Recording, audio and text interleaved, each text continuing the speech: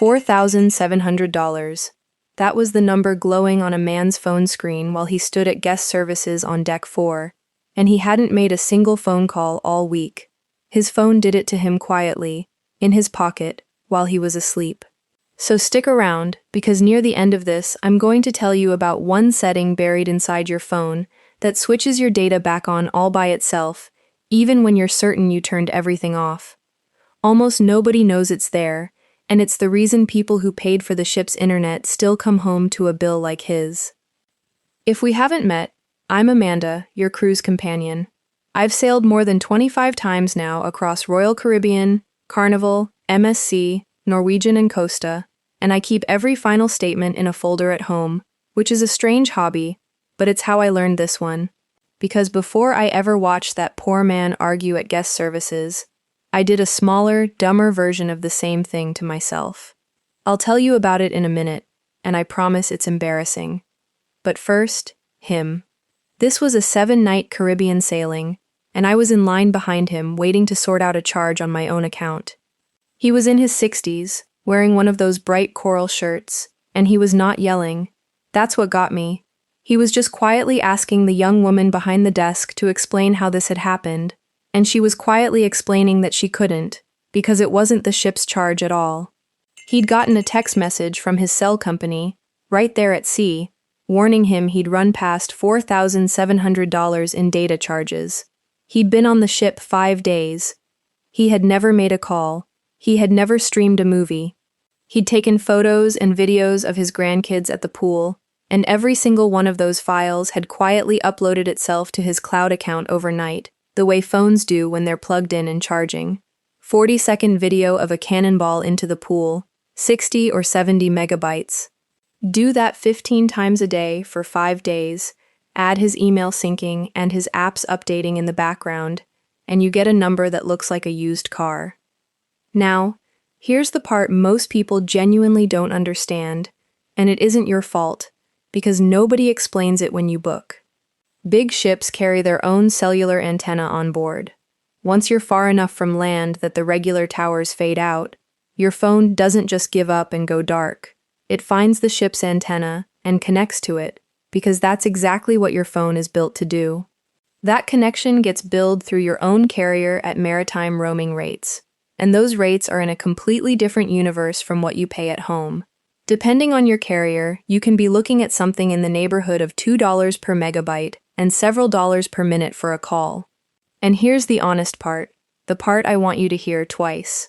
Your regular international plan usually does not cover the ship's onboard network. It covers foreign countries. A ship in the middle of the ocean is not a country. So the fix takes about 4 seconds, and you do it before the ship even leaves the pier. Airplane mode. On. The moment you board, while you're still standing in the terminal or dropping your bag in your cabin. Then, and only then, turn your Wi-Fi back on by itself, because airplane mode and Wi-Fi can happily live together. Now your phone can use the ship's internet if you buy it, and it physically cannot touch that cellular antenna.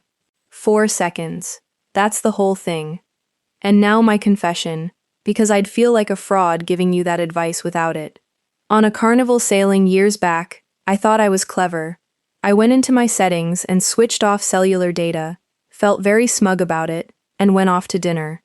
I came home to a bill with about $312 of roaming on it. My podcast app had been downloading episodes over something, my phone had been sending and receiving texts as picture messages, and turning off cellular data had not actually cut the cord the way I assumed it had. I felt genuinely foolish. So learn it from me instead of from your statement. Cellular data off is not the same as airplane mode on. Airplane mode is the one that closes the door. And speaking of doors that get left open, check every device in your cabin, not just yours. This is the one that catches families. Your phone is on airplane mode because you watched a video like this one. Your husband's phone is not. Your teenager has a tablet with its own cellular plan in it, and that tablet is having the time of its life. On a Norwegian sailing a couple of years ago, I met a mom who had done everything right on her own phone and still came home to a 4-figure bill because her son's phone was set to back up his gaming clips automatically. Make it a little ritual on embarkation day. Everybody puts their phone on the bed, and you walk down the row and check for the little airplane icon. Kids too, especially kids. Now, if you actually want to be online at sea, here's how to not overpay for it, and this next bit has saved me well over $200 a year. Buy your internet package before you sail, in the cruise planner, not on board. Every line I've sailed prices it lower ahead of time and steps the price up the day you board. Then look closely at how it's sold, because it's almost always priced per device. Most families do not need 4 simultaneous connections. One package, and you log out on one phone and into another when somebody needs it. That one habit takes a family plan down to a single plan, and nobody in my house has ever noticed the difference. And before you buy anything at all, check your cruise line's app, because a lot of what people buy internet for is already free. Most of the major lines now have some form of onboard messaging inside their own app that works over the ship's network without a paid package, so you can tell your family which pool you're at. On some lines, it's included. On Carnival, it's historically been a small one-time charge, a few dollars for the whole sailing. It varies by line and by ship, and they do change it, so check your app once you're on board, rather than taking my word for it. But it means the answer to, how do I reach my sister on deck 12, is very rarely, spend $120. The other thing to set up at home, before you leave, is Wi-Fi calling. Turn it on while you're still standing in your own kitchen, because it's much easier to activate on a normal connection. Once it's on, your phone can make real calls and send real texts over the ship's internet, using your normal number, without ever touching that maritime antenna. I call my mother from the middle of the Atlantic, and she has no idea I'm not in my living room. Let me ask you something while we're here. Tell me in the comments which cell carrier you're with, and whether you've ever gotten one of those scary text alerts at sea. I'm curious how many of us have been through it. Now, port days. Port days are where I do all my catching up, and I spend nothing. Almost every cruise terminal has free Wi-Fi, and so does nearly every cafe and bar within walking distance of the pier. I sit down, I order a coffee for €2, I let everything sink, I answer my messages, and I go back to the ship. On a port-heavy Mediterranean itinerary, I've gone an entire week without buying a single internet package. That works beautifully with a lot of stops. It works not at all on a transatlantic crossing, and I'd rather tell you that honestly than sell you a trick that fails you on day 3. One caution on port days, though, because this trips people up. In port, your phone can grab a local land network, and that's regular international roaming, which is a different and much cheaper animal than the ship. Those daily travel passes, most carriers sell, the ones around $10 to $20 a day, generally cover you on land in a foreign country.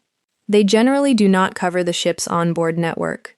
Read that part before you assume you're protected, because plenty of people bought the pass, felt safe, left their phone on all week, and found out the hard way. And here it is, the one I promised you at the top, the one that catches even careful people. Your phone has a feature designed to be helpful, and at sea it is a small financial disaster.